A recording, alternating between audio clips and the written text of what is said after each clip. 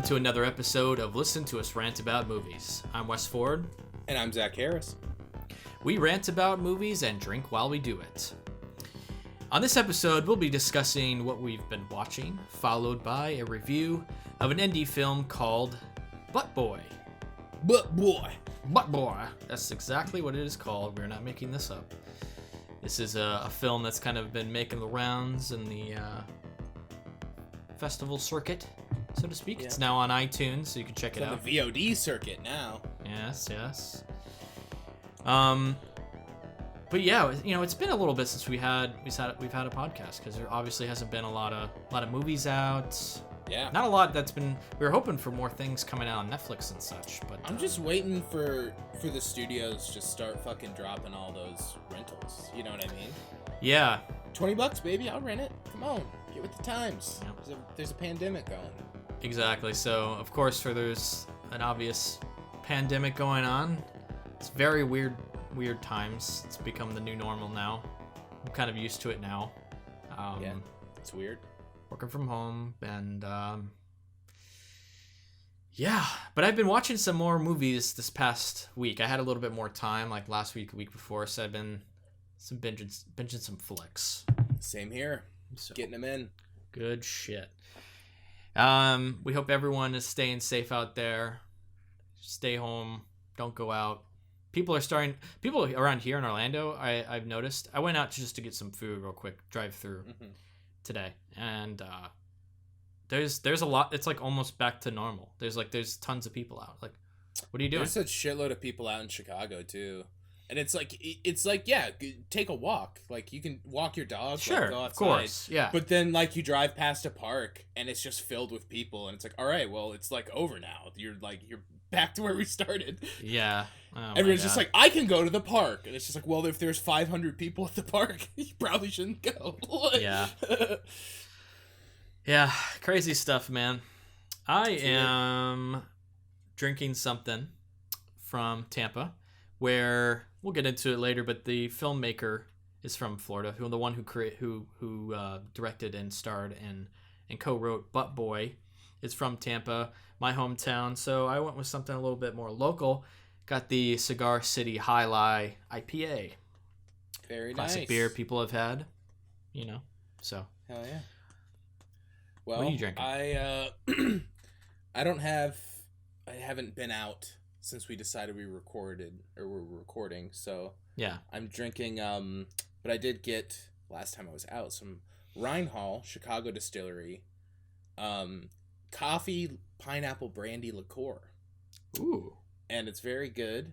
It's a liqueur. You're just drinking a liqueur. Yeah. Well, it's like it's just like a little taster of it. You know what I mean? Okay. All right. It's pineapple brandy with coffee liqueur. Interesting.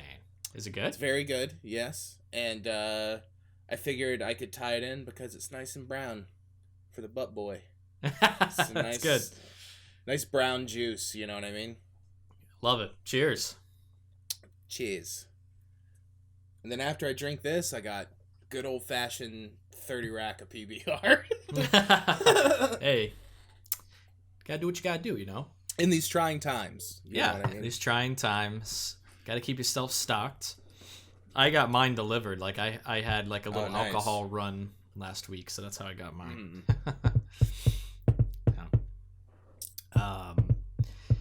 Yeah, so before we discuss what we've been watching, I'd like to remind our listeners that this podcast is brought to you by Audible. Get a free audiobook download and 30-day free trial at www.audibletrial.com/LTURAM. You could choose from 180,000 titles from your iPhone, Android, Kindle, or MP3 player. And listen, we're in quarantine, social distancing, whatever you want to call it. Perfect time. Sit down, listen to some audiobooks, right? What better way to do that than getting your free book from Audible right now? And all you're doing is watching TV. Give those eyes a rest. Close the lids. Right. Put on an audiobook. Put on an audiobook. Gain some knowledge, listen to a story. And for free. Why not?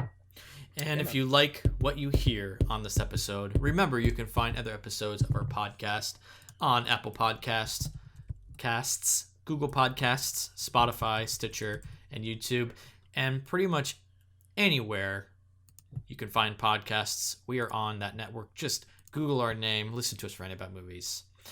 All right, let's get into it. Let's talk about what we've been watching in the past couple weeks. Zach, why don't you kick it off? Well, I've been watching many films. Which one to discuss first? I watched, I guess I can do a show. I've been watching the Michael Jordan doc.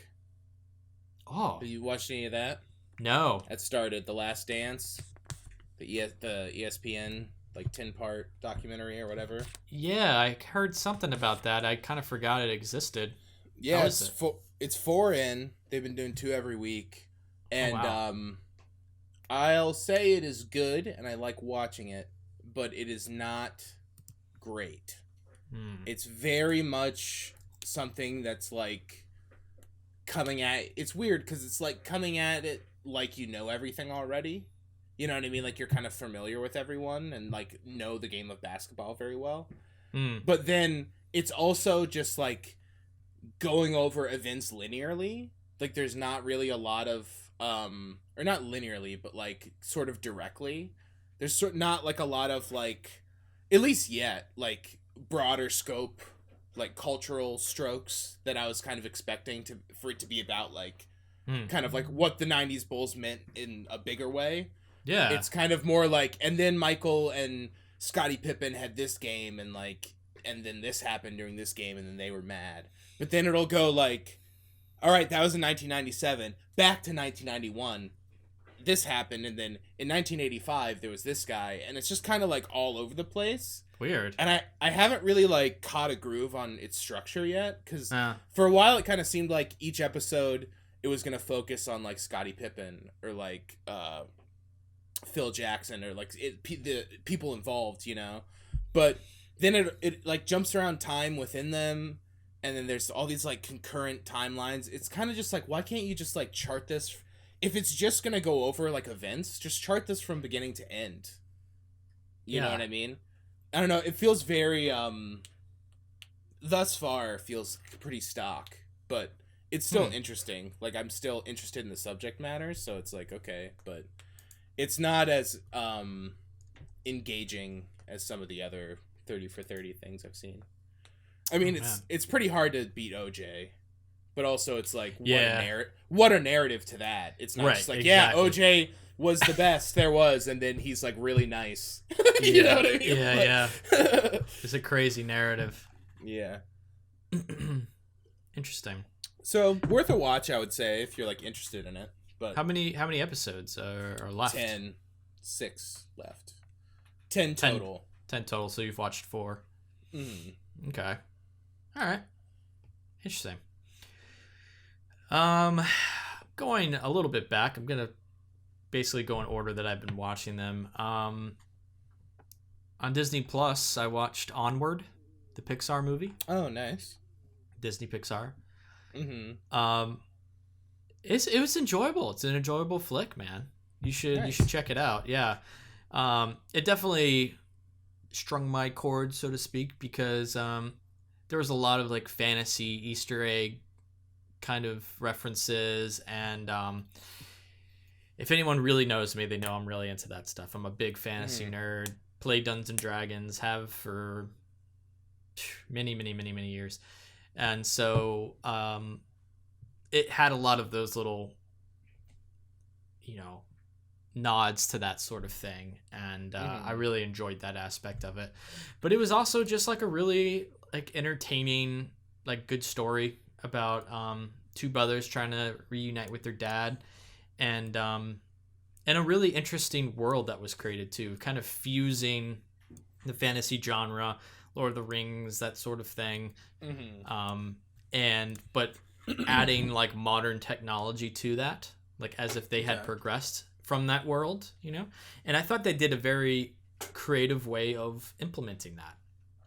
Nice. I mean, it's a Pixar movie. Yeah, it's gonna. Yeah. It's pretty much what you expect from a Pixar movie. Of course, some forced emotions in there as well, but it's always effective and just a very entertaining watch. So if you have Disney Plus, check it out. Definitely worth the watch. Yeah, I haven't been on Disney Plus in a while. I feel like The Mandalorian ended, and then I was just like, all right, well. Speaking of The Haven't been Mandalorian, back on it. there's a brand new documentary series, like a in-depth documentary series about like each of the episodes. Apparently. Oh, that's cool. How so long? I want to check that out at some point. I think it's like an hour long for each episode. Whoa, that's fucking crazy. I don't actually know, but I know that it's a very in-depth documentary series. Like, that's wild. There's an episode per episode of The Mandalorian. That's still just crazy. That's awesome.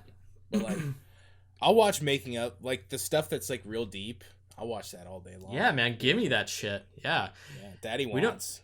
We don't get that stuff anymore from like special features. You know, a lot of stuff is digital, or even if you get a Blu-ray, which we still do, they still skimp you on a lot of that stuff. So yeah, totally. Mm-hmm. I watched Running Scared, Peter Hyams movie. I've heard of this. 1986 with Billy Crystal and Gregory Hines. When all this stuff started, we like made a list of a bunch of movies that were shot in Chicago, and have just been watching them to just like see locations and stuff. That's cool. So this was on there, so we were like, oh hell yeah! And this movie is really weird. Like, it's not necessarily bad. It's kind of fun, but it's just like really strange structurally. They're just like two cops, and they're like outwardly dicks and like don't care about it. And there's this whole like subplot of them moving to like Key West or something. At one point, they like go there and like come back, and they're like, we're getting out of Chicago. We're moving to Key West, and it's just really strange. It's also absolutely the worst fake snow I've ever seen in a movie. It is so fucking bad. Really? Like, yeah, they're definitely like, oh, it's Chicago, there should be snow, you know? Like, and it literally looks like someone like left like a washing machine open and just like suds was everywhere. It's like, but like hard. It's just like hard suds on everything. It's disgusting. Ugh. Yeah, it's That's pretty bad. But yeah, it was okay. I would say if you like movies that are shot in Chicago, it's very much worth a watch if you like live here or something. But part of a series. Aside from that, not a ton there. I like Gregory Hines, so I'm just kind of like, oh, I like to watch him. But I'm not a big Billy Crystal guy, so no, I might play in too. He's all right. He's all right. He's not like a draw, you know what I mean? I'm not like, oh hell yeah, Billy Crystal's in this. Yeah. Whatever. For sure. Cool. I finally watched for the first time ever Lethal Weapon. Oh yeah. I know. What'd you think of that? Why the fuck haven't I not watched this movie before? Yeah. It's one that's just kind of slipped through, you know. Everyone's got him. Everyone's got him. Never seen any of the Lethal Weapon series. I know there's like what 4 or 5 of them. I think there's 4. And as I was like watching this and looked at the credits beforehand, I was like, oh my god, all these people are in it, all these people involved, written by Shane Black, you know. Oh yeah, totally. Gary Busey was in it. Like I didn't know any of this. I was just like, why the hell? Tom Atkins is in it, dude. Yeah, it's crazy, right? It's amazing. Yeah. Yeah, so anyway, I had a blast. Watching it. I thought it was great. Yeah, it's a fun movie. Just like a really good 80s fucking cop action movie. Like, I laughed out loud quite a bit. There's some like hilarious action. Yeah, totally. One part where like Mel Gibson like gets down on underneath like a car and he spins on the ground shooting his pistol. Like, yeah. Amazing. His mullet is incredible. Such good 80s like action and just like that aesthetic. Very much your classic cop buddy movie. And yeah, I really enjoyed it. I'm going to try and watch the second one it leaves Netflix May 1st, so I gotta catch it up pretty soon. Do they have 3 and 4 on there? I think they have the whole series. I'm not positive. Which one's Joe Pesci in? I want to watch that one again. 2. He's in 2. Yeah, watch that. Because that next review, Lethal Weapon 2. Yes. Yeah, man. So that leaves May 1st. I'm gonna try and catch that one. But yeah, really enjoyed it, dude. Made me like itch for some more like good 80s shit that I might have missed. Yeah. Mm-hmm. Nice. What else did I watch? I watched a movie called The Peanut Butter Solution, which is a Canadian movie. Let me see who directed it. Michael Rubbo. Not sure what else they've done. Looks like a decent amount. But yeah, this is like a Canadian kids movie from like the mid 80s.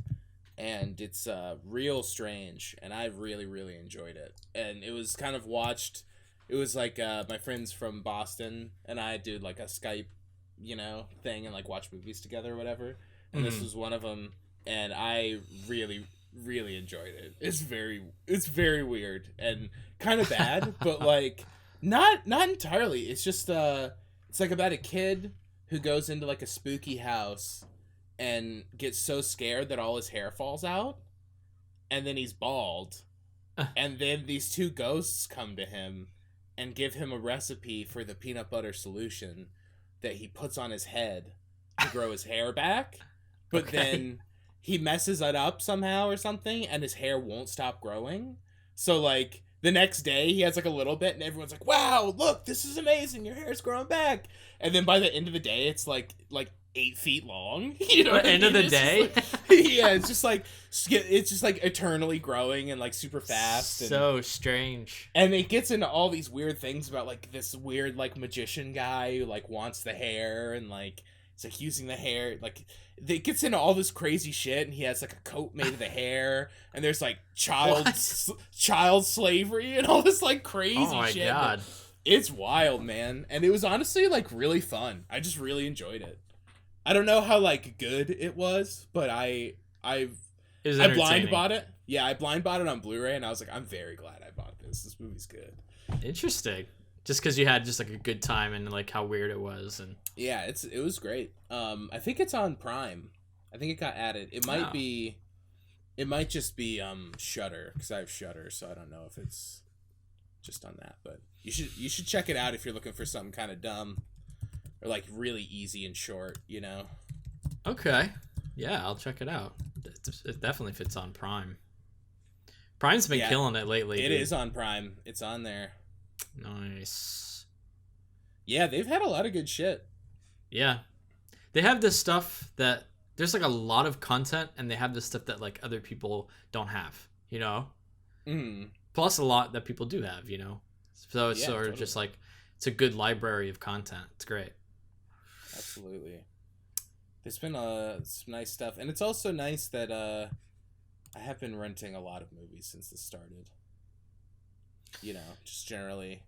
I rented one I'm gonna talk about actually. I was feeling like, honestly, mainly because I'm sort of in this. I'm a player in this gothic horror Dungeons and Dragons campaign, and I was just like, give me more of that energy. Like, give me, Daddy wants. Yeah, like you texted me about the gothic stuff. I did. I texted you. I was like, well, what's good? And I read some articles, but anyway, I decided to just go with something real simple, real classic. Everyone knows it. But it had been so long since I'd seen it. I'd seen it when I was very young, and I think I even like was with people and I didn't pay attention to it that much at the time. So it was like I hadn't seen it. But I watched Bram Stoker's Dracula, the 1992 film. Yeah. Just a real good one, dude. Fucking banger. Love that movie. Really good movie. I didn't know it was directed by fucking FFC, baby. FFC. Francis Ford Coppola, man. Holy shit. I didn't know that. So that I was like, oh man, I'm totally hooked now. Gary Oldman, Winona Ryder, Anthony Hopkins. dude, great cast. Tom Waits, yeah, man, I saw that. I was like, oh shit, that's Tom Waits. Oh my god. Yeah, he's crazy in it too. Keanu Reeves. Yeah. Oh. Yeah. I feel like he's the one. Everyone has a big problem with him in it. How did that fare for you? It's not his best performance, that's for sure. No, it doesn't take a, like, obviously if someone was in there just killing it, it would be a better movie. But people say it like ruins it for them, and it's like no. I think no. Like, I don't mind him being in it. I like that he's in it. Yeah, it's just not his best performance, whatever. But I like that he's in it. It's not a detractor for me. No, not at all. But yeah, anyway, I really, really enjoyed it. I want to like watch more of this kind of stuff. It's a really, really good gothic horror genre film. So good, dude. All the like camera tricks that they do, and like the shadows and the sets, like the opening when he's wearing the red armor on the background. It's like so good. What's really cool too is I actually watched it on my computer, even though it was on Prime, but that allowed me to read trivia like throughout it, which was really cool. I kind of like move the cursor and you kind of see. So it said that all the effects were practical except for one, which was the blue flame, like when he enters the his mansion, his castle, and that was it. That was the only one done in post-production. Everything was done practically within the camera. It's amazing. There's so many effects. Yeah, there's so many. All the shadows and shit. All the shadows are done with puppets. Crazy. Like, the animatronic really, really bat cool. When he's like the Batman and he's like this huge like blat with like blood all over his face and shit. It looks amazing. So good. Yeah. It looks amazing. Yeah, great movie. Yeah. Movie classic, dude. It was great. And fucking Gary Oldman, he's so good. Yeah, he kills it. Yeah. God. Winona Ryder was good. Yeah, she's good in it too. It's a fucking just banger, dude. It's a good movie. Miniature shots of the exterior, like at the end when there's that cart chase when they're like running back and it's like magic hour and it's like all red. Ooh. Oh yeah. Just like the shots of like the exterior where like in the beginning where Keanu Reeves is taking the train to like Transylvania and it's like super red. It's like very stylized. I don't know, it's cool. Oh yeah. It's the best. But love it. Yeah. Great movie. Very much enjoyed it. Definitely recommend to anyone who has never seen it. And also, speaking of Dracula, I think I talked about this a little while ago, but it reminds me, you should, if you like Dracula shit, you should watch the Netflix show that was done by BBC. It's on Netflix. Oh, yeah, I've heard about the Dracula series. It came out this year. It's 4 episodes. Watch it. Nice. Yeah. Watch it. It's short. Controversial ending. I'd love to discuss with someone. Haven't been able to talk about it. But it's a little more closer to the book than Bram Stoker's Dracula, the film, because it actually veers quite a bit from Bram Stoker's novel. But this one is more strict to it, except for the last episode. And you'll see what I mean when you watch it. But anyway, I'm ranting here. That's what we do. Yeah, that's what we do, man. I watched the first 5, I think, of the Midnight Gospel. Have you heard about this? Yes, I want to watch it. I think you would really like it. It's very good. It's not what I've been watching expected. Adventure Time, so. Yeah, Adventure. I love Adventure Time. It's great, and I do think that this show is a lot different. But I kind of I don't know if it's like what I wanted out of it, but I think I might appreciate it more because it's like pretty unique. Because it's like very like the plot is he goes into all these like simulated realities and interviews people for like a podcast that he's doing, but the people that he's interviewing are like real people that go through experiences similar to the animated characters. So like there's this whole outrageous narrative that's written in about like him going to visit someone that is I don't know, like a guy with a fishbowl. He's a fishbowl head and he's the fish inside the fishbowl, and then he has a whole human body and he's like on a planet where he sails a ship with a crew of cats. But it's like but it's Damien Eccles, who's one of like the West Memphis 3, who's like doing the voice, and it's just like an interview with him. Whoa. And it's just them talking about like different existential things, essentially, just like wow. And it's basically all this like crazy philosophical conversations done with this like very cartoony style, where it's like literally just them talking through a scene of them like in Adventure Time there'd be an action scene and there'd just be like a bunch of fun music and it'd be great, and I love that. But and in this it's like they're fighting like a bunch of people, but they're having this conversation the whole time. It's really weird. Like, wow. It looks really, really different. Yeah, it is, and I think that made me like appreciate it more. And it's also not for kids. Basically, I mean, it seems like it based on the subject matter, but like, yeah, there's like weird, I don't know, like I guess like graphic animation. There's like a guy who has like 8 penises or something. Just like a bunch of like really goofy shit like that, which is also interesting to see Pendleton Ward's style, like with that application. You know what I mean? Interesting, like, not being restrained in that way. So definitely more adult. He leans more adult for this. Yeah. But yeah, I'd say it's good. And I kind of like that it's also not, because it deals with such heavy subject matter, it's not very bingeable, and I kind of like that. That it's a show that dropped all at once, but like it's kind of like a lot to watch like more than 2, you know what I mean? Because it's also just like a visual assault where everything's like crazy psychedelic, multicolored, you know what I mean? Yeah. So yeah, I think it's not what I was expecting or necessarily wanting from it, but I do really enjoy it, and it's like pretty unique. I think it's cool that they did it. Yeah, I'm definitely planning to check it out. So yeah, yeah, I'm excited. There's a lot on my plate I want to watch, but that's definitely up there for sure. Cool. Speaking of lists and crossing things off of it, I finally watched something I've been wanting to watch for like a year now. Portrait of a Lady on Fire. Hell yeah. It's streaming on Hulu. I got Hulu this past week. I've been going through a lot of content on there, and one of the main reasons I got it was for this, and it's like really not available anywhere else, but it's a great movie, man. It's so good. I don't know what to say more than other people have said, but it's a very good movie. Very very romantic, very sad. I liked how they built the relationship between the two women in this movie. Yeah. I thought how showing the process of the portrait and the painter and stuff was very, very cool. That's up my alley. I love that.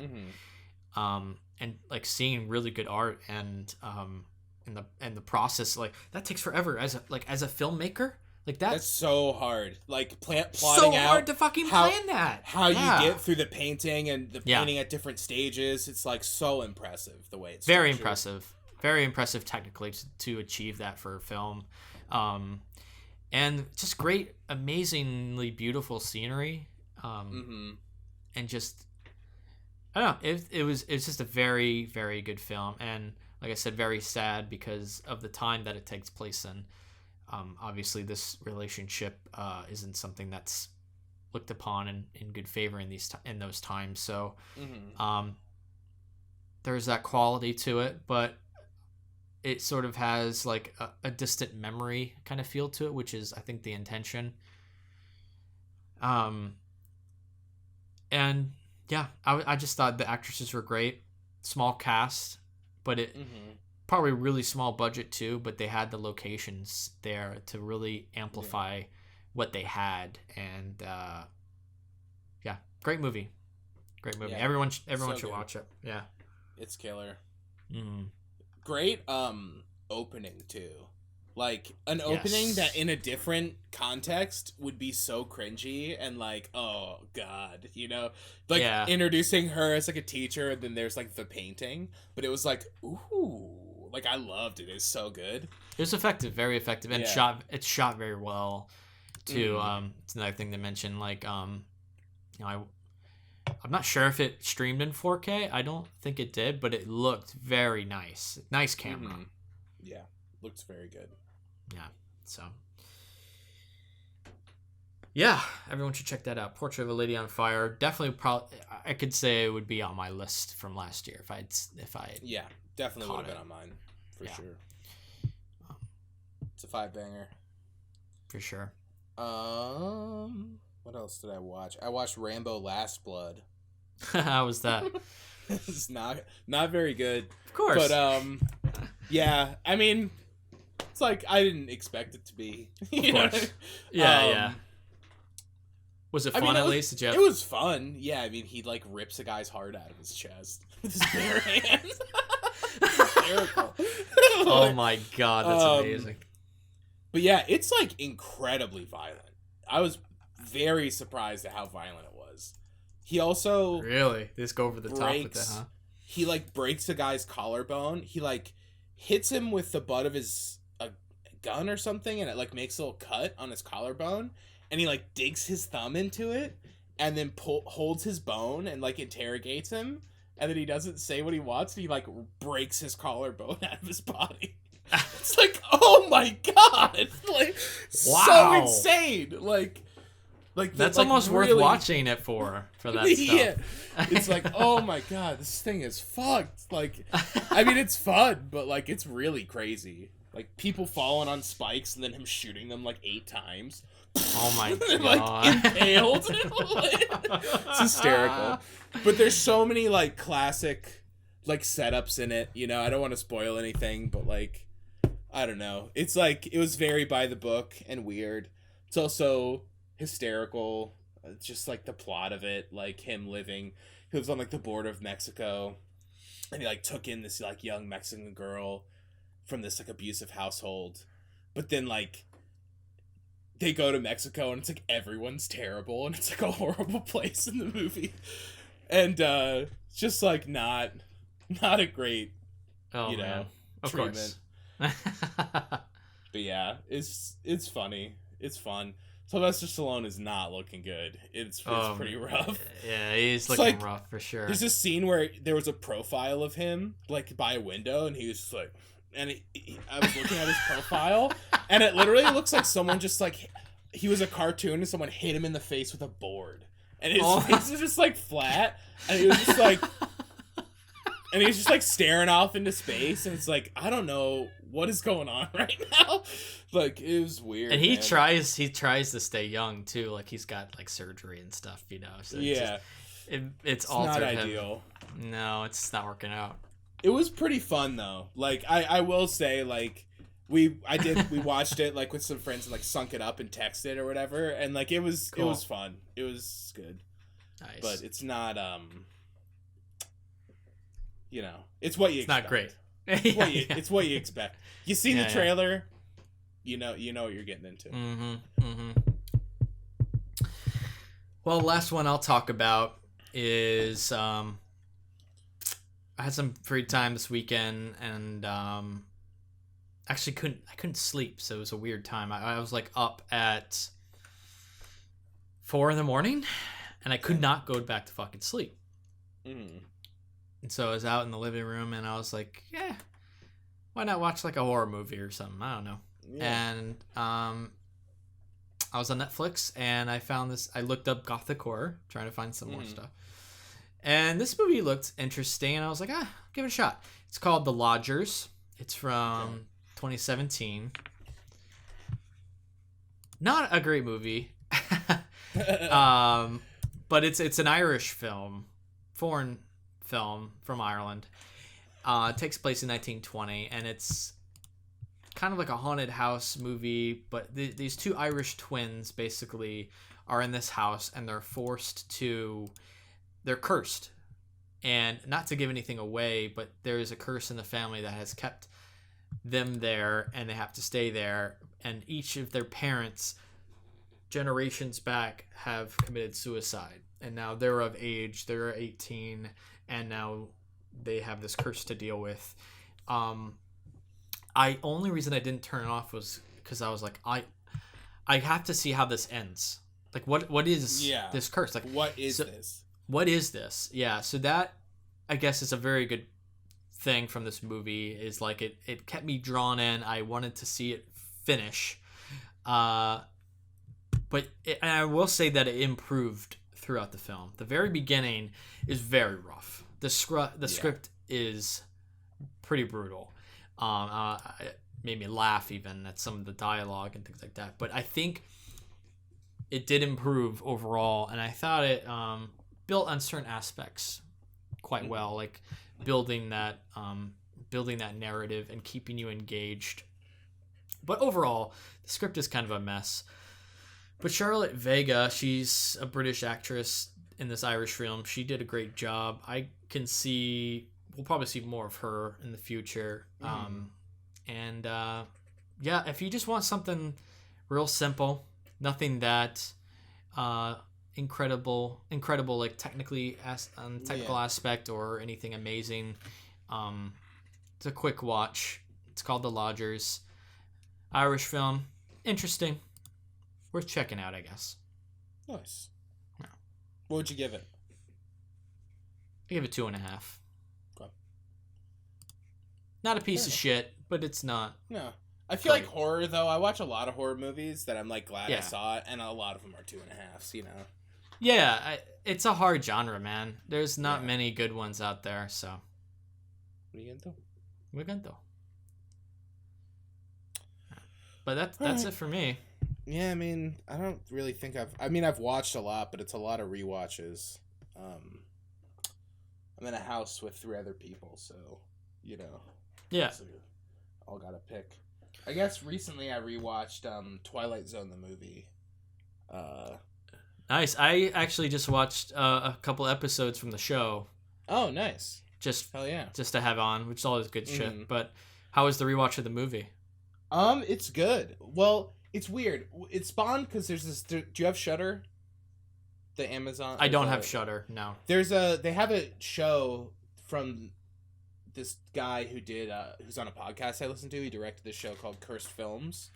That's it was really good, and it's just kind of like about each episode is about like a film set that is apparently cursed, and they like. I saw the trailer for this. I really liked it. I thought it was a very well done documentary series.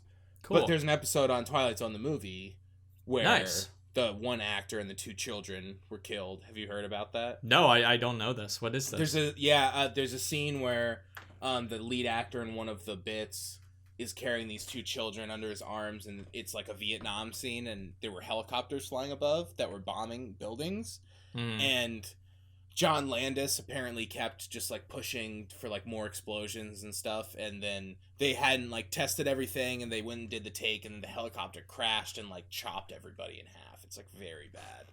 Oh my it's, like, god. Awful, you know. And that I'm pretty blown away that is still in the movie. Like not that shot, but like that scene, bit. That bit. Because like it's an anthology movie. Just get someone else to make another bit. You know what I mean? Like, you know, it's like, I don't think anyone would be upset that, like, the completely separate bit shot over here with, like, an entirely different crew continued into, you know? But, maybe I was aware of that last time I saw it, but it was just weird getting all the context and then watching it again, you know? Yeah. Maybe they just sort of thought, like, in their memory, you know, we'll complete this, and plus it was like probably really expensive if it was like a lot of explosions, so they were just like, we're gonna fucking do this. Like, it's very strange. But I will say the movie is half great. Have you seen it? Yeah, a couple times, but not in a long time. The first 2 bits are not good. Like, I'm not a fan of the first one, the John Landis one, or the Steven Spielberg one, really. Like, it's fine, but it's I know the Steven Spielberg one, yeah. It's so painfully Steven Spielberg. It's just like so like what he would do. Did it age it's like, well? Dude, like it's Twilight Zone. Like, do something slightly spooky at all, dude. You know, like come on. Like, I get that the Twilight Zone had these episodes, and like this is like a part of its identity. But also, like, no one remembers it for that. They like the spooky shit. Come on. Yeah. Well, Spielberg did a classic episode. Yeah, it's like, I don't know. It's boring.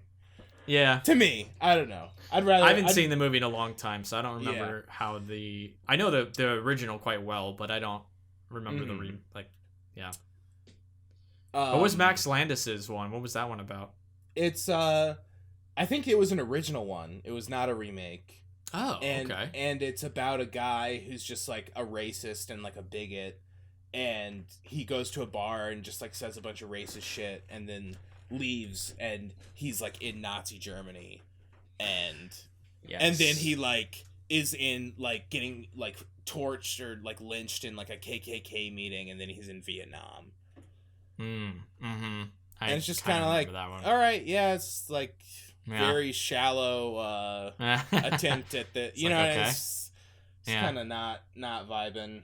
But holy shit, the Joe Dante one has aged like a fine wine. That shit is amazing. Which one's that? I don't remember. The one with the it's like a woman backs up into a kid's bike at a restaurant, and she takes him home because she broke his bike. And she gets to the house, and everyone's fucking just like really weird, and the kid loves cartoons, and everyone's watching all these cartoons, and it gets really creepy. Do you remember this? Yes, honestly, it's sounding familiar. That bit is like maybe the best thing Joe Dante's ever done. It is so good. Like 5 out of 5. That bit. It is amazing. Really? Yeah. I mean, I think that's a remake of of a classic one, yeah. I think I know that. Yeah, I know that episode. The other 3 are, except for the John Landis one. Right. But yeah, holy shit, it's very good. There's all these like practical animatronic characters of cartoons, but they're like all painted with like realistic textures. So it's like a cartoon. Like, with his face stretched out and, like, steam blowing out of his ears. But he's, like, a practical guy, and he has, like, LED light-up eyes, and it's like, I remember this now. I remember that one. It's so good. And I remember it being good, but, like, it held up real well. It was amazing. Cool. And then the George Miller one is solid. The, like, remake of the Nightmare at 20,000 Feet or whatever. Yeah. That's the one I always remember from the movie. Same here. For some reason, that's a classic one. Yeah, I thought it was first for some reason, and it started, and the order was all different than I remember. It's the last one, right? Yeah, maybe that's why we remember it. Yeah. Mm-hmm. But yeah, that one's solid, and it's well done. Yeah, I actually watched that episode a couple nights ago. The classic episode. Mm-hmm. Good shit. Hell yeah. Cool, man. Have you seen the new show? Like the revival? I have, yeah. Mm-hmm. I watched only the first one. I thought it was good, though. It doesn't... It's not the same, of course. No, it's okay. Some episodes are better than others. Which was the first one? The first one's The Comedian with Kumail Nanjiani. Yeah, that one was good. That one was good. Some of the other ones aren't as great. Yeah. But... It still wasn't like, oh man, they fucked this up. It wasn't like awful, but it was kind of like, okay. I thought it was cool with Jordan Peele. Like I thought he. Oh yeah, he did great. Like the shots of him were cool. You know? Yeah, no, I like him as the like narrator guy a lot. Yeah. Just some of the scripts weren't. It seemed like it was that maybe the like sort of ham-fistedness of the original didn't translate well. You know what I mean? Yeah. Because it's like, it's a little bit on the nose, but like the original show was. So I get trying to bring that back, but when you're talking about like some real heavy like modern issues, maybe being that like on the nose, like a little, I don't know. It had a weird vibe, some of the episodes. Yeah. Well, it's hard to bring something that old and like translate it with the same vibe, and they're sort of like paying homage to it too, and it has some similar vibes to the original. But it's an old concept, you know? Yeah. And you're translating it, so there's a weirdness to that, I think. Mm-hmm. I think the movie handles it better, though. At least in those last two. And I mean, even in the Steven Spielberg one, it's just... yeah, I don't know. I think that one's not actually bad. It's just kind of like, oh man, I wish he did something like a little outside of his comfort zone. You know what I mean? It seems like a good opportunity. But that was peak Spielberg time too. Yeah, so. It's just so it's almost like a Wes Anderson thing where you can like anticipate what it's gonna cut to. Or it's and 60s British mod song here, like you know. Yeah, what I mean? yeah. He's got his style for sure. Where it's it's just kind of like so like expected. You know? Yeah. I got you. Cool, Yeah. man. Good That's shit. Well, let's get into our non-spoiler review of Butt Boy. But boy. Starting now.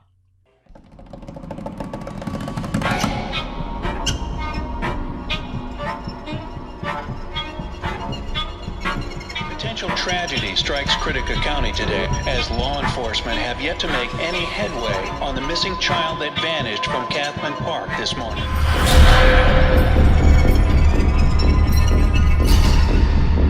So you're asking me to go off this theory you got about a white married male who happens to be a father living in the suburbs of Critica County, who also happens to be your AA sponsor, has been secretly running around, cramming objects, animals, and children up his ass. Then he somehow digests them, and he does this in sprees, almost in serial killer fashion. Is that about it? Uh-huh.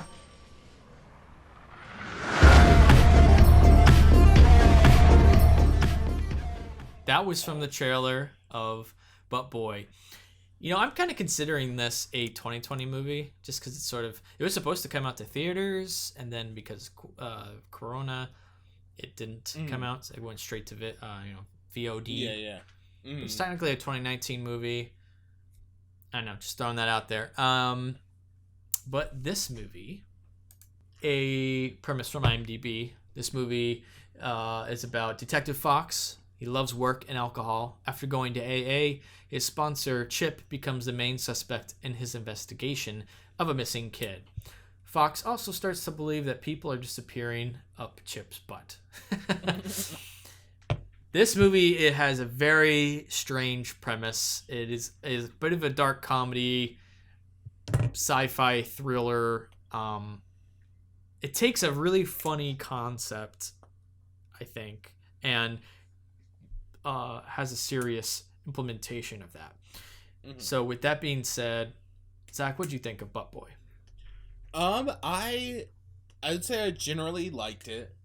I don't think it was entirely successful, but I do also think it was like a valiant effort, and I'm glad that it exists. You know what I mean? Like, yeah. I think it had a good concept that I think is really funny. And I don't know if it entirely translated for like a feature, but I do. There were moments in it that I was like, "This is good." You know what I mean? Yeah, for sure.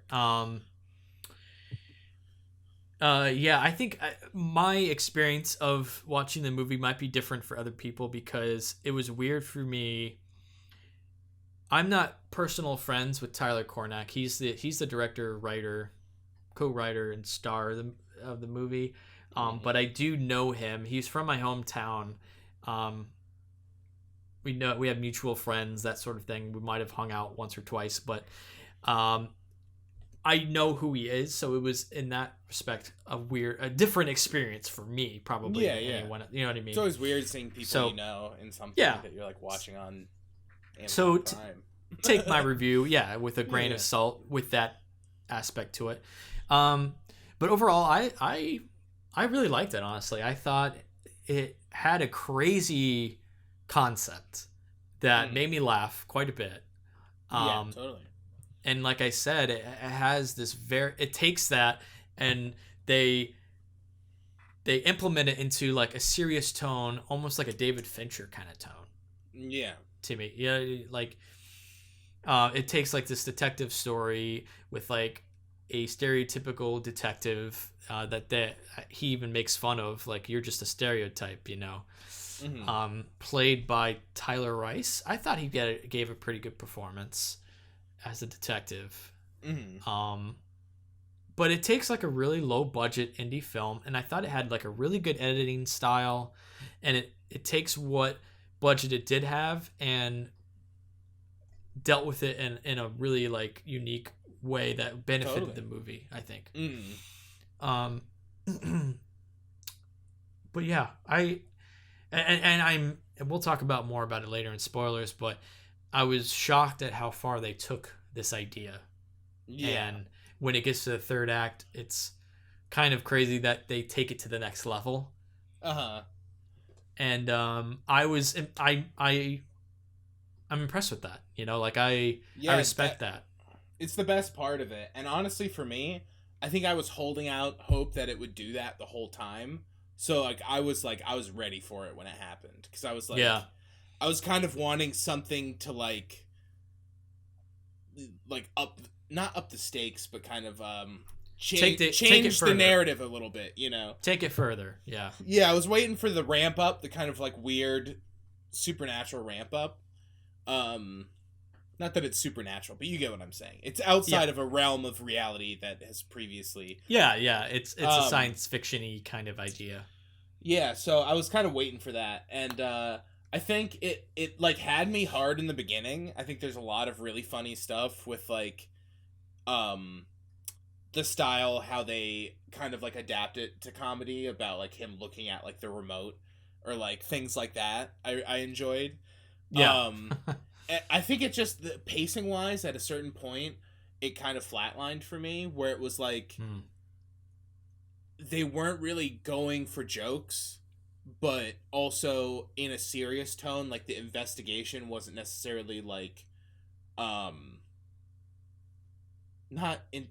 gripping enough to sustain it on its own, where I was kind of waiting for it to pivot stylistically or narratively, and I think it took a little longer to do that than I was anticipating, but I still liked where it went a lot.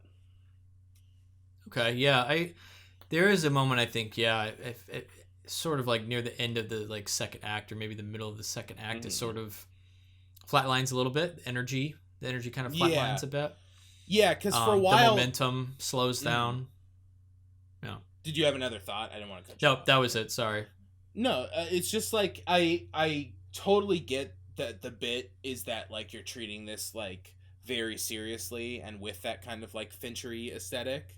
Yeah. But with an idea so crazy, and the movie's got a good hook. I saw that there was a movie called Butt Boy coming out, and I was all right, I immediately want to know what this is. You know what I mean? They called the movie Butt Boy. I got to check this out. But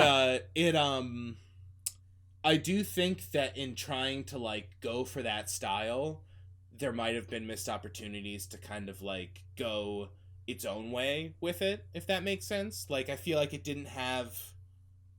It was a very unique concept that I think could have been more unique visually if they wanted it to.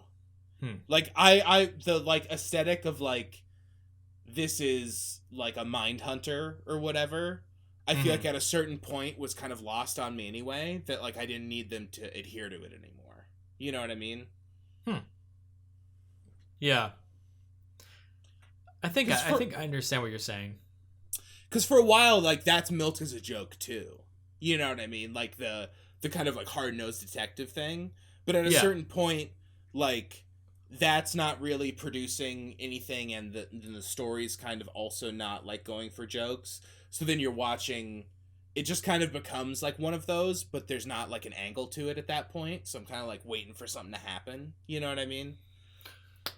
Yeah, I think for it to be really great, there needed to be something a bit more in that area. Maybe some kind of event or some kind of big aha realization moment that really drove it another level before hitting that final beat. I see what you're kind of saying. But that being said, I really enjoyed the editing. I enjoyed the pace. The style I thought was it kept it moving. I think I think they had a really good editor, because without its editing, I think it would have probably become a little dull.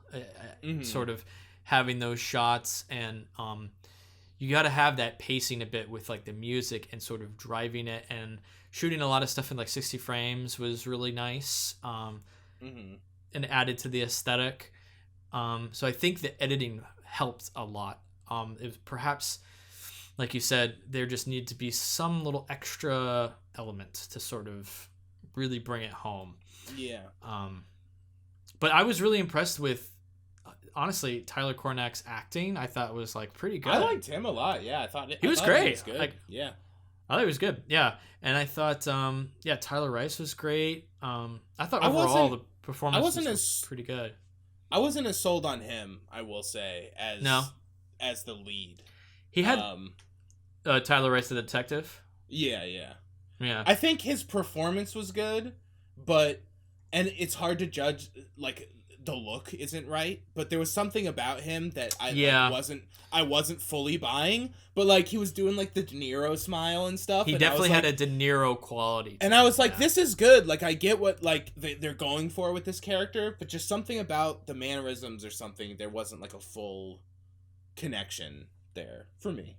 I feel like the beard wasn't a good add. It looked kind of fake. There was some like shininess to it. I was like, damn, he's got a greasy L beard, but I didn't know if that was also them greasing it up because they mentioned his. I think they greased it up with like beard oil and stuff. Mm-hmm. It looked like beard oil to me because they mentioned that he's greasy. But there was just one scene where he's in the interrogation room, and I was like, damn, that thing is glistening. Yeah. I noticed that too. I think the beard sort of threw it off. Everyone had like weird facial hair. That was purposeful. Like the boss, I thought was pretty good too. He was hysterical. He was great. Him a lot. Yeah, he was great. Yeah, honestly, the whole Office cast was awesome. I liked how they kind of went for like fringe society kind of people, like outcasts at this like very weird office. I don't know, it was good. Yeah. But like even what I was saying, like the office manager guy had like a weird facial hair thing. Like that wouldn't be typical for someone. A large goatee that was, had a lot of depth to it. But I thought it was funny. Like he was very funny. I definitely was really big on him. His performance was very good. What I feel like there was something I was just about to say about the performances. Can't remember. It's gone forever. Yeah. And just like. There's, I guess, going to be mild spoilers here because we are talking about the premise of the movie, but he gets addicted to shoving things up his butt that seem to disappear, right? That's the whole idea.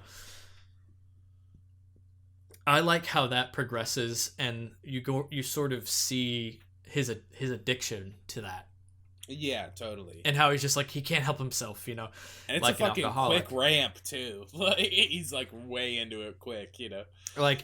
His first kind of prostate exam sort of clicks, and he's like, "Ooh, this feels nice," and things start to disappear, and I don't know. It implemented the idea in that sense quite well. I was very entertained by that, and so like we'll talk again later about this in more detail, but sort of how that's implemented and taken further was interesting. Yeah, totally. But yeah, anyway, I think the movie is pretty well made for like this kind of budget size. Yeah, totally. It has a really good hook, like you said. Not quite sold on the title, Butt Boy, but it does make you. I'll never forget it. Like you don't think it earned the title, or you don't necessarily like the title? I don't necessarily like the title. I love the title. I think it's good. You like the title? Yeah. I mean, honestly, I think it is funny for the movie, and it also, I mean, it worked. I wouldn't have known about it if I didn't like look it up after I saw it on a list because it was called Butt Boy. You know what I mean? Yeah, and here's the thing: it's like we need original films. We need original indie films. This is an original idea. I think was probably a joke of an idea at first, and then implemented into a fucking full length film. Got to respect the nerve and balls to do that. Commit to the bit, baby. Completely committing to the bit. Really respect that. And I thought it was, with that being said, well done. The lighting was cool. Good performances overall. And I really enjoyed it. So definitely check it out and support indie film, man. Yeah. It's definitely worth a rental, It's a good concept. I like where it goes. It's for rent. Check it out. And with that, we'll talk more in depth. Spoilers coming up next. But before that, Wes, hold on. Before. Oh. Hey, like you gotta stop. you off gotta there. stop talking over me, Wes. I'm trying to get something in here. Before we get into our spoiler segment, I just want to discuss that deal once again from our sponsor. For the listeners of the Listen to Us Rant About Movies podcast, Audible is offering a free audiobook download. The free 30-day free trial to give you the opportunity to check out their service. To download your free audiobook, go to audibletrial.com/LTURAM. Again, that's audibletrial.com/LTURAM for your free audiobook. Let's get into our spoiler review of Butt Boy, starting now.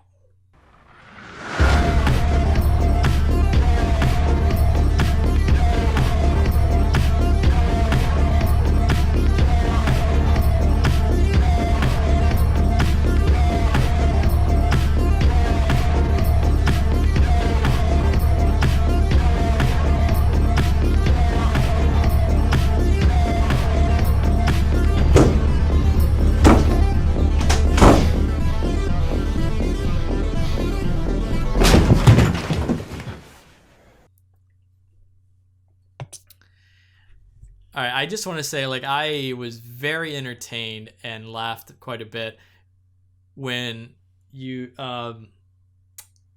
the butt started to suck up things totally. like a vacuum was great. I was like, it's amazing. Where the And glass honestly- shatters in the window, and then you look and it's the rearview mirror, and you just see his ass just like sucking up. It's great. Like I needed for the movie to like get to that point. You know what I mean? And then they go in the butt, and it's amazing. I love that they go in the butt. You know, it's the best. Yeah, so yeah, that's kind of the third act thing I was talking about, where it really takes that to the next level, where it's like, okay, yeah, let's see where these objects go, and so you get into this sort of Stranger Things upside down world kind of thing going on. Yeah. And I like that it was like its own like demi-plane, you know, this sort of sub-dimension inside of his ass. It's amazing. And the fact that everyone's like still there. Yeah, they all survived, and all the objects are there. But there's also plenty of other space too. Who knows what else could be up there. So I found that interesting. I thought it was kind of hilarious too, where they even have the fart bit. Because that comes in later. And what do you think of the ending? I like the ending. He blows up, and then what's like the cut to black ending? Because they blow up, they come out, that whole thing, everyone's covered in blood. Yep. And then afterward, there's sort of like a follow-up, like the detective is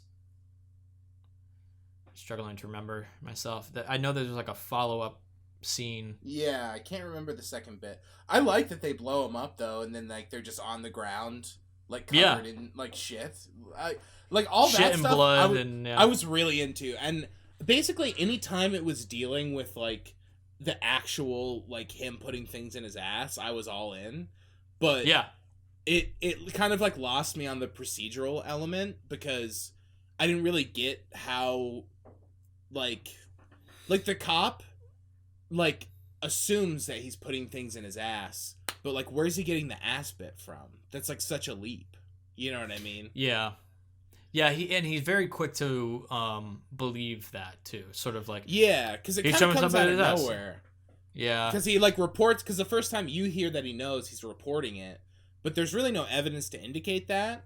And it's like, okay, like if this is like just a thing where it's like, who cares? He just knows. It just kind of seems like some of the other elements of the world should be treated with that sort of like comic sensibility as well, instead of being so dry elsewhere. You know what I mean?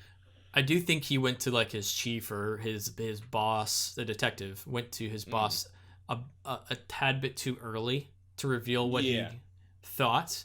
You know, because it's sort of like, of course this is ridiculous. What, you know? Yeah. Why would this be happening? It's sort of, he told his boss like almost immediately after he sort of started to consider that was happening. Yeah. I would have liked to sort of, maybe that could have added to it. It was sort of the detective seeing that, holy shit, he's shoving shit up his butt. No, there's no way. I can't believe this. He would really have to draw out the evidence a little bit more before presenting it to other people. It was sort of like, as soon as he realized that that's what he was doing, he told someone else. And I feel like that was just almost too quick. Yeah. And he also, the only evidence he found were like those like poop dingleberries. Yeah. Right. Yeah. That was only Which is evidence. funny. Like, I like that he finds the dingleberries. Yeah, it is hilarious. Like, what the fuck? But then, yeah, it's like he finds them and then is immediately like, dingleberries. He must be shoving the children up his ass. It just seems like when you're treating the concept so literally, it's like you kind of have to assume that the people are going to react in like a way that they would in one of those. You know what I mean? So for him to like be so okay with it, it kind of like played against its style to me a little bit. You know what I mean? Where then it was like, well, what if this was all sort of like heightened a little more? You know what I mean? Yeah. Because it kind of reminded me of like a Tim and Eric bedtime stories, but if that was a more straight-faced. Because like bedtime stories kind of does similar things, like with like the Sauce Boy. Have you seen any of that show? Oh yeah. I'm not familiar with that bit, but I've definitely seen the show. Yeah, it's just like they're treated seriously and stylistically seriously, but then obviously Tim and Eric are being like really dumb, and they're just delivering their lines in a stupid way. But like, like that's funny, but the tone is serious. But I feel like this was more like they were committing even farther, which is fine. But it just seemed like there was some sort of like element in that zone that was missing. You know what I mean? Yeah, it was sort of playing on a delicate balance between the two. Mm-hmm. Between going just completely over the top ridiculous and being very serious. Mm-hmm. You know. Which is it's a hard line to walk. You know. Yeah, because like I could have done it's a with hard thing like to do. The like more like procedural like police work. You know what I mean? Like like if this is like a Mindhunter, like show him like with like a clue wall, or I don't know, that's like a bad idea, but you know what I mean, like finding more clues, or like doing research on one of those like old machines where you like scroll through newspapers, just like stupid shit like that, you know what I mean? Him honestly, like I would have liked to see the detective sort of being close to going crazy, like being driven mad by this idea, like how can I actually he's shoving think shit that up of his ass and it's disappearing, like how the fuck is this happening? Because like, then when he's right, it would have been amazing. You know what I mean? Like, oh shit, I'm like that part where its butt's like sucking everything in, like would have been like catharsis. You know what I mean? Right. So even like in that type of scenario where that happens, it's like a no shit moment. Like it really is that. You know? Like yeah, totally. Look, I'm seeing it happen. His ass is sucking shit. It broke my window. Like oh my god. You know? Mm-hmm. Yeah, I think. Or what were you gonna say? I was just going to say, I think that's sort of like the main thing both and I sort of are focusing on as room for improvement, right? Like, that's something that if we had to choose something, we would have liked to see that more kind of fleshed out a bit. Yeah, like if you're gonna commit to the bit, like commit even harder, even though this is a very hard committal already. But yeah, it is. It just seems like, I don't know. There were enough goofy characters that, like, I could have had everyone be goofy. You know what I mean? Or I could have had everyone just be like, this is what we're doing. Let's see some, like, fucking police work. You know what I mean? It just... Yeah. It was in a middle zone. But I do love that they go in the butt. And I love that his son lived in there for 9 years. And it was just like a weird kid who didn't know how to interact, you know? Like, and it's like... Didn't know how to speak. It's like in Aliens where they're like all stuck to the wall. You know, it's like stuck to the butt wall.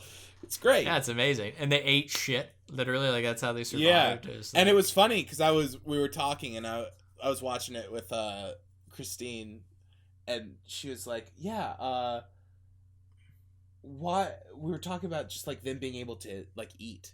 It's like he lived in there for 9 years. What did he eat? And I was like, but also this is a movie where they live inside an asshole, so what are you gonna do? It doesn't matter. And then we literally turn around and they're just like eating shit. And it's like, okay, there we go. You know, there you go. Like, it's magical shit and a magical asshole. Yeah. Yeah. Yeah, it's funny. Who'd you watch this with? Some friends? My friend Christine. Nice. Staying with us. Okay. Cool. Yeah. Yeah, it would be a good movie. Like after watching, I was like, I want to see it with some buddies again. I just saw it by myself. Yeah. But, yeah. But yeah, it was fun, and I like. I feel like there was one more thing about Inside the Butt that I was really into. Well, first of all, I like that it looks like they just shot it in a big cave. It's amazing. Yeah, I'm kind of curious how they did. Like, I wonder if it was just a cave that they Yeah. lit red or something, and then added that sort of like wavy effect. There was one other part that I really liked a lot. I'm struggling to. Honestly, I was very sorry while you're thinking of that. Yeah. I just want to while I'm thinking of this. I was really impressed with the whole like police raid footage stuff. Oh yeah, it was cool. That looked pretty high budget to me. Like it looked great. That was nice. You got the tracking shot coming in. And it's the like tracking shot, the outdoor stuff. I always like really gross lighting like that is always really nice. Like the nice saturated. fluorescence. Yeah, for sure. Had a lot of neon lighting to it. I think cinematography was great. It's good. And but like that, they're firing shots off. Like it looked fucking realistic. There's good special effects there. With that raid, like I was very impressed with that. I also I really liked the opening credit shot. That was like the toe of the car. I watched that and I was like, I know Zach's gonna love this part. Yeah, 'cause it was way better than if it was mounted. It's like it's nice and wide and instead of like a weird sort of like vantage point of the car and like it's not mounted, so it's like freely moving, but it's static. I like that a lot. It was good. No, it was a really cool shot to get for the opening credits. That was cool. I like the wide shots of in the warehouse for the AA meetings. Yeah, it's a great get. Super wide. That was cool. Great. What I was gonna say before is I really liked the set piece at the office when the kids are playing the games. Yeah. Like when it cuts back to it. Yeah, and the kid like hides under his desk. Yeah. And he like kind of looks up at him like kind of scared. Yeah. Like and some of the score I was like all right on, but I really liked that piece of score a lot. Like the score whenever he's gonna shove something in his butt, the tone was like very good. That it struck a nice like. Overall, I liked the score a lot. I thought it was pretty good. There was definite tracks better than others, obviously, but yeah, I agree with you there. And any of the like the tonal stuff, like when he's in general, like he can't help but shove shit up his ass. You know, why his like wife is asleep. All that stuff is great. Yeah. I like the score a lot. Done by someone named Feathers. Not sure if that's like a local artist, and I believe it was all shot and done in LA, even though it takes place in Florida. It's not. You can tell it's not in Florida. As someone who lives in Florida, you can tell. But I know that was the intention. California's pretty close, but it definitely didn't have like an immediate LA vibe. I will say because I will say that it didn't feel like LA. Yeah, it didn't feel like LA, so that was nice. Because usually it's like a movie starts and within 5 minutes you're like, oh yeah, this is LA, you know. So I assumed that it was, but I didn't know, and I do think they did a good job at like picking the location, so it didn't necessarily have that like feeling, you know. Yeah, for sure. Some of the stuff, honestly, the it's the when they're searching for the kid down the streets and the back alleys, and looked like Chicago neighborhoods. Yeah, totally. The alleys very much did. The alleys looked like Chicago. Yeah, strange. That scene was also well done. It's a good example of like maximizing your budget. I think, like the way that they performed that. The like search for the child, where it was like a lot of just like overlays on like close-ups, but it really made it. You don't think that like, oh yeah, I mean, I didn't see a whole town. You know, like in certain shows, it'd be like a crane shot of a field with a line of like 100 people, but like exactly. it still had that feeling, but you only saw like 5 or 6 people, and maximizing the budget. Yeah, it was well done. done. The way that they did that like fade sequence, I was like, this is really nice. I like that. Yeah, good editing, dude. I thought it was, and sort of the crane shot was nice too, of showing people walking down the street with the flashlights and stuff, panning down to the suicide kind of scene. It's like, oh, okay, wow.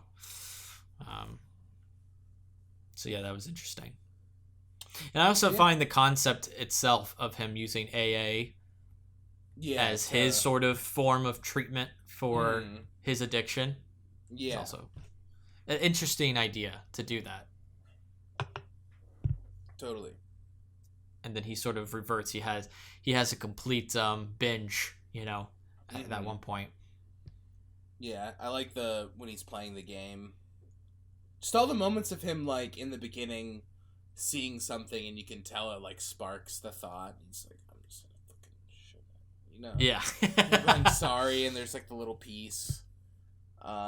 He's, like, mowing the lawn or something at some point and sees something. I don't know. It was good. I like that bit. I think what would have been a little bit nice about him sort of discovering that he has this strange power, I would have liked a little bit more of that, because he sort of like has fingers up his butt and he realizes he likes this. Yeah. But there's no kind of realization like, where do these objects go? You know what I mean? Yeah, he's just like straight face about it the whole time. He's very straight faced about it. Like, obviously he's depressed about that he's doing these horrible things too. He's like making people and animals disappear and shit.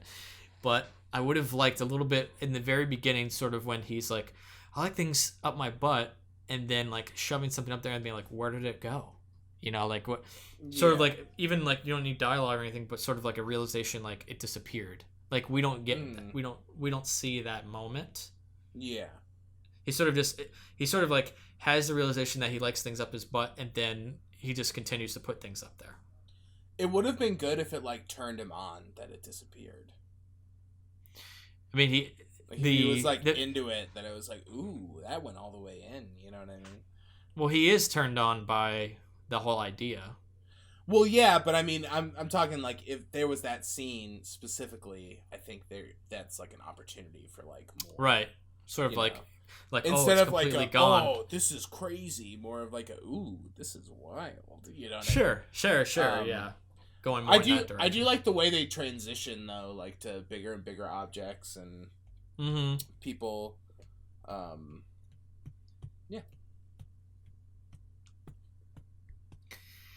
Yeah, it's definitely a unique film, a weird one, but one that has a great idea that I've never seen. We can say that. So props to that, and yeah, overall I really enjoyed it. I bought the movie. I bought it on iTunes. Nice. Oh yeah. Yeah. Gotta support, This thing getting a Blu-ray release? I believe so.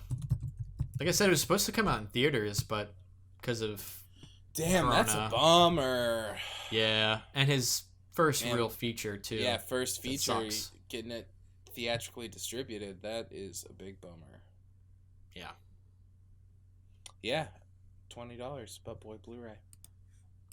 Nice. There you go. There's on the website. There's like a photo of it, and then there's a photo of the disc, and then you click one, and the disc goes away, and then you click the next one, and it's just the disc like off to frame right. It's very weird. It's like they just separated the layers. It's funny though. That's an Epic What site are you on? Thing though. Epic Pictures. Okay. You search Butt Boy Blu-ray. It's the first one.